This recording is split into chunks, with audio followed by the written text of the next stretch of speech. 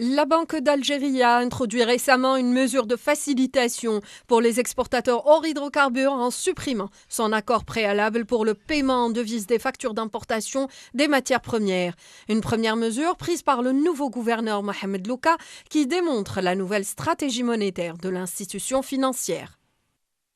L'ex-PDG, le gouverneur actuel de la Banque d'Algérie est à même de comprendre les enjeux futurs de notre pays et de se donner les moyens et de donner les moyens à la Banque d'Algérie de pouvoir influer positivement sur la valeur du dinar qui effectivement impacte quelquefois négativement la trésorerie et les importations de nos entreprises.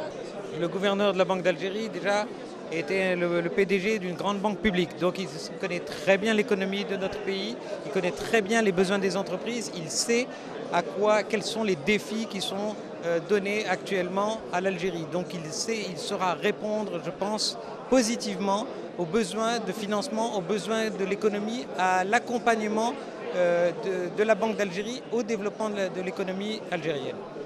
Des devises qui s'évaporent annuellement au moyen des surfacturations et déclarations quantitatives et qualitatives mensongères de produits importés. La question que pose effectivement cette surprenante note de la Banque d'Algérie est de savoir dans quel but elle a été émise.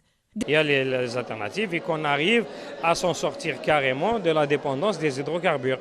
Et là, pour s'en sortir de la dépendance, il faut laisser l'entreprise s'émanciper, il faut laisser l'entreprise se développer. Il faut redynamiser le système bancaire. Il faut redynamiser la machine productive. Vous savez, le dinar, c'est comme un marché informel. Il y a plus de marché informel, donc il y a plus de dinars qui circulent dans le marché informel. Pour pouvoir avoir un dinar fort, il faut avoir une production forte.